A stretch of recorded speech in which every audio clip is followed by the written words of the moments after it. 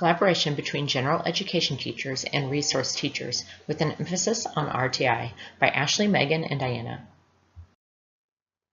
The learner objectives for this RTI presentation are to recognize and identify challenges and solutions within the RTI model, identify the need to shift the use of RTI from deficit-based to strength-based, and to understand the need for successful collaboration. Research has shown that the response to intervention or RTI model is not being implemented with fidelity, leading to large gaps between Tier 1 and its counterparts, as well as low student achievement gains. It has been found that leadership and collaboration are two of the biggest pitfalls when implementing this framework. The root of these issues and possible solutions will be identified throughout this presentation. Response to intervention, or RTI, is a multi-tier approach to the early identification and support of students with learning and behavior needs. Providing better supports may be effective in improving academic outcomes and providing academic supports. It's also related to improved social behavior functioning. Given this interactive relationship model between behavior and academics, it is important to provide a framework for the integration of academic and behavior supports for each tier of intervention in the RTI model. On the academic side, the RTI process begins with high-quality instruction and universal screening of all children in the general education classroom. Struggling learners are provided with interventions at increasing levels of intensity to accelerate their rate of learning. These services may be provided by a variety of personnel, including general education teachers, special educators, and specialists. There are well-documented RTI systems for addressing both academic and behaviors. Both types of systems are similar in their focus, as you can see, on universal teachings for all students, providing a continuum of supports to students who do not respond, and reliance on action planning guided by a collaborative team for success. Implementing RTI as a framework presents many challenges. Schools and districts continue to struggle with challenges in fully implementing all key RTI components due to fidelity of implementation, leadership challenges, and collaboration issues. Additional challenges within RTI are not meeting the needs of all students and the lack of research addressing RTI issues. All issues we will convey in this presentation. Throughout this presentation, we will discuss the various challenges within RTI as it relates to the fidelity of implementation, leadership, and collaboration. In addition, we will also address meeting the needs of all students, as well as the lack of research addressing these issues. There are three basic features to RTI that multiple research studies have found necessary in order for it to achieve positive student results. High-quality research-based interventions that meet students' educational and behavioral needs, progress monitoring, and data-informed decision-making. In saying this, assuring fidelity of implementation or treatment integrity continues to be a challenge for schools. Evaluators of RTI are concerned with the ways that data is being used to inform instruction, as well as the implementation of interventions. If one of these areas is lacking, it can lead to a broken RTI system. Instructors, people trained on successful data-based instruction, need to help build understandings of different types of assessments and how they should be evaluated to improve future research. These types of practices require frequent repetition and practice opportunities for teachers in training. While general professional development days and in-services can help teachers get a better understanding of RTI, this is a one-and-done method of direction, and it is not enough to support the depth of knowledge and skills needed for the proper use of data-guided instruction. Next, we will look at evidence-based practices and their importance on the fidelity of implementation of RTI. So evidence-based practices are the foundation of each tier in the RTI model. Including more evidence-based practices, or EBPs, in the RTI model is found to be an effective strategy for closing student achievement gaps and research gaps. When looking at the three main issues of RTI identified on the previous slide, you will see that the lack of high-quality research-based interventions being used is a major pitfall of RTI. If a district lacks an individual who is the leader of evidence-based practices, meaning that they understand them and are helping others to find them, education as a whole tends to, air quotes, chase every shiny little thing. This is why it is so important that district leaders understand the importance of using evidence-based practices as well as what an evidence-based practice is. According to research by Jones, Yesel, and Grant in 2012, educators struggle when trying to figure out where the responsibility for the general education teacher is as they administer Tier 1. It is important that these interventions and strategies are easily available to all educators and that they are properly trained on what to do if the practice is not successful. It is the role of the school leadership to ensure that these strategies are accessible and the roles are identified. When there is a lack of evidence-based practices, it is important that high-quality research-based practices are used. Research-based practices are identified as a critical component of the RTI system, yet many state guidance documents have failed to identify research-based interventions for the tiers. For these practices to be effective, a strong Tier 1 is required, which is why it's critical that appropriate evidence-based strategies are identified for Tier 1. Yet, this is found to be an area of need in our schools today. Research on intensive intervention seems to focus more on Tiers 2 and 3, but evidence-based practices are important to all levels, so it is important that we look at Tier 1 as it is the foundation of the RTI system. Lastly, it is important that evidence-based practices are not a one-size-fits-all model, and it's important that we consider the student's behavioral and academic needs, ensuring that we are making the best selection for that student. Coaching and shared learning. So many times throughout this presentation, we have discussed the importance of ongoing training and practice opportunities for educators. It's proven that teachers want to improve their instruction to support all students. However, many teachers, especially general education teachers, feel that they are unaware of how to do so due to a lack of preparedness with certain interventions, lack of general education criteria that supports students with disabilities, and lastly, the lack of professional development on how to meet the needs of struggling students. Research shows that an average district spends about $18,000 per teacher yearly on professional development with minimal gains in teacher knowledge or school improvement to show for it. High-quality professional development is needed that includes demonstrations, practice opportunities, continued coaching, and immediate feedback. Coaching is designed to provide individualized support to teachers following their initial training or meetings. Coaching continued. In order to provide this ongoing training, it is important that district leaderships embed coaches within the school systems. These coaches are typically school psychologists, but they don't have to be. It is important that the staff responsible for selecting and directing the coaches ensure routines amongst the coaches and departments so that there is a system that everyone follows and is familiar with. There are 4 types of coaching styles. Professional development refers to an in-service training, which is what most of us are going to be used to.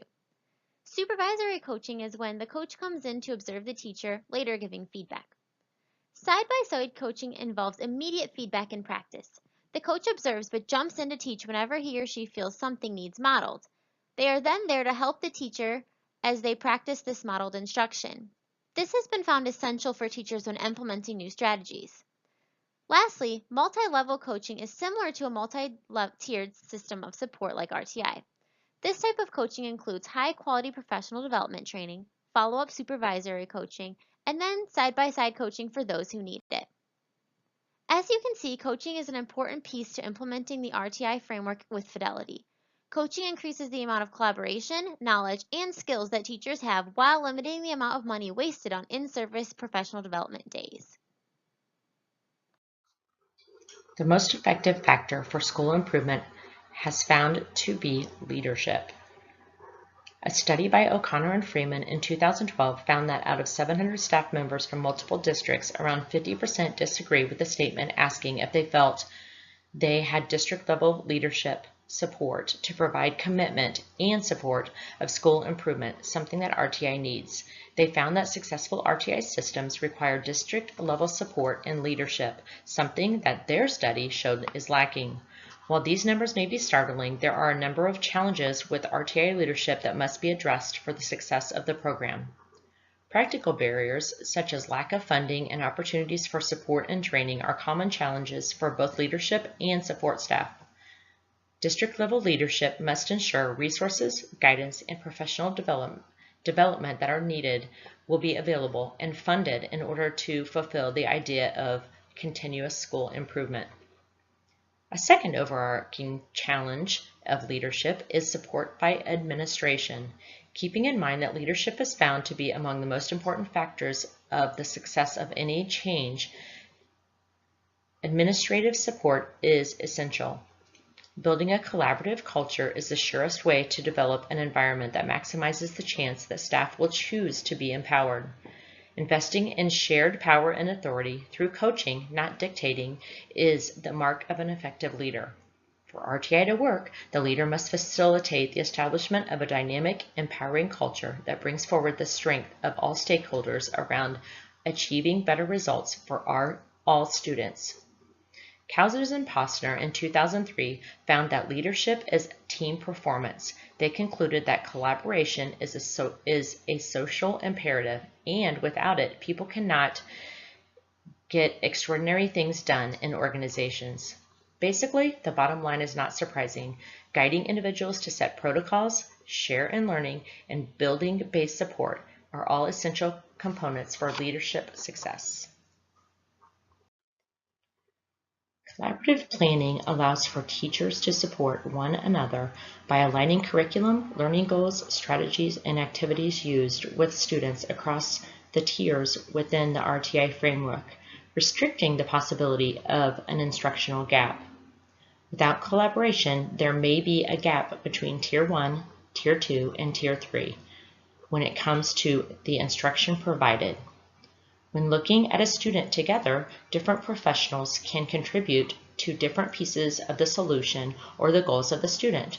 This ability to collaborate allows the student to be looked at as a whole instead of through one single lens, therefore creating a more beneficial learning platform for the student.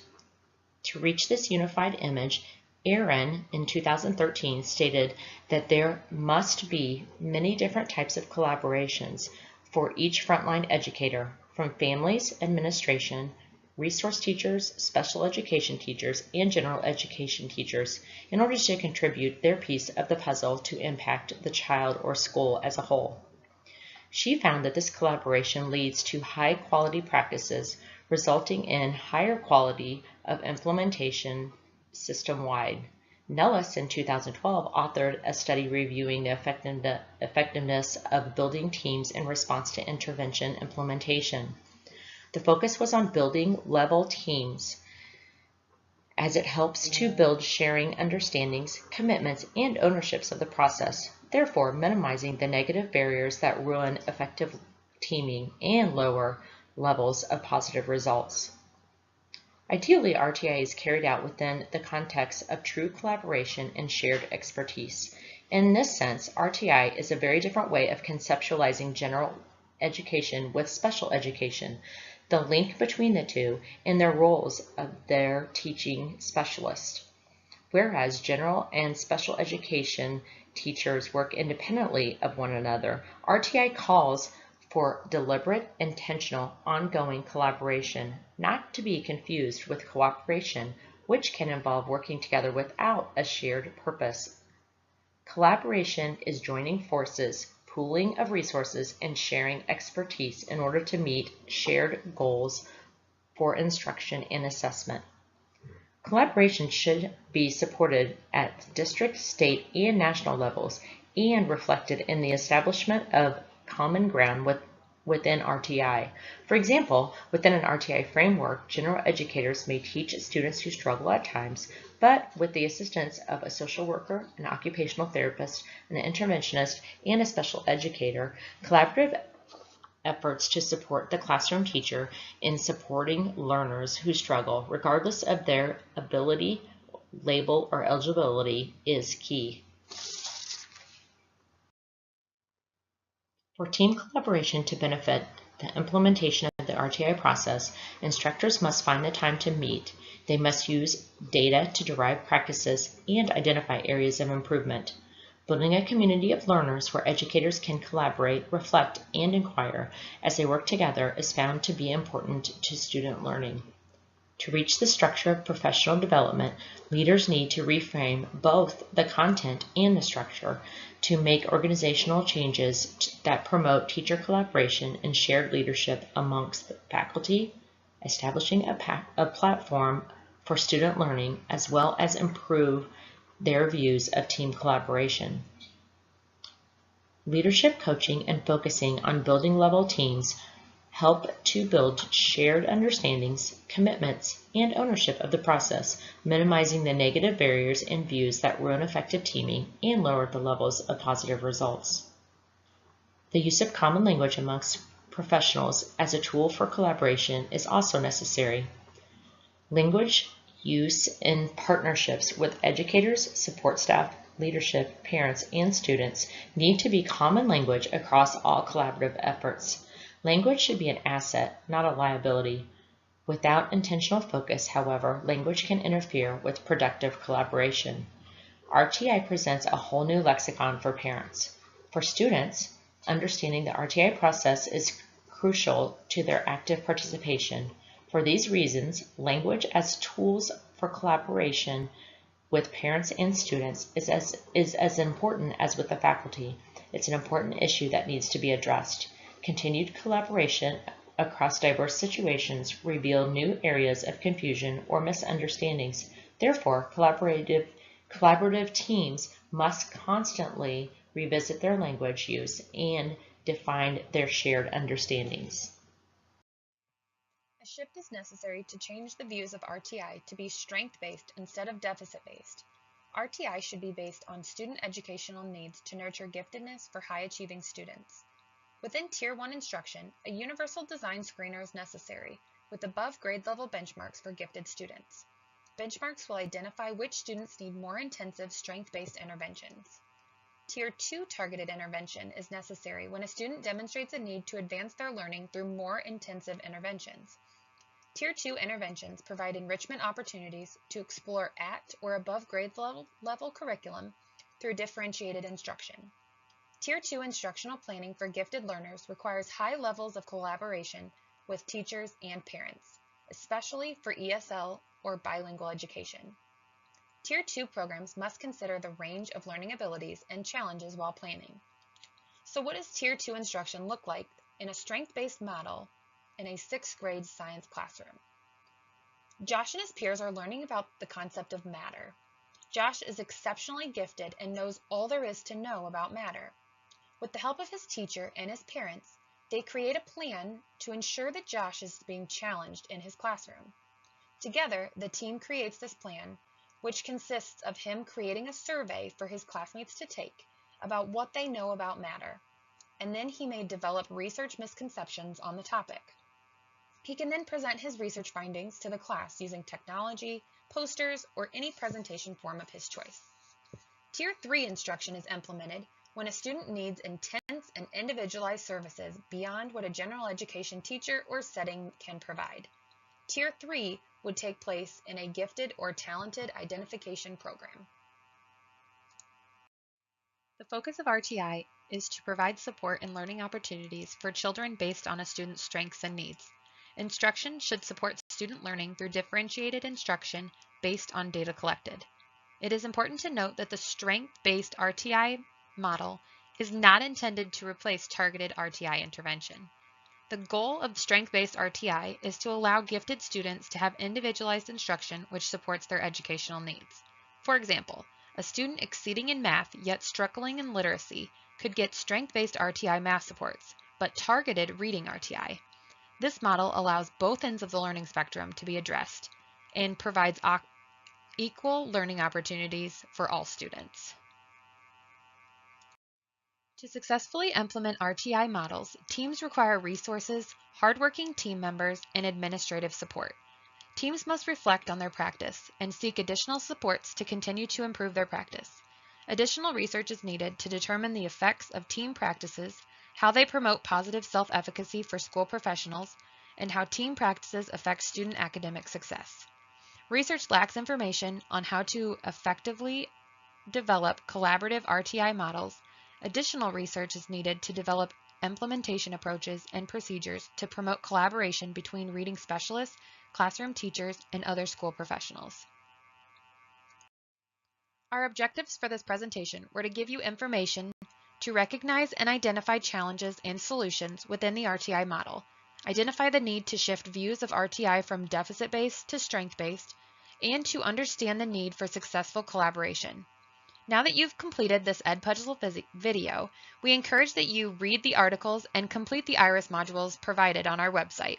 Each module provides additional information on the importance of collaboration with itinerant and related service providers.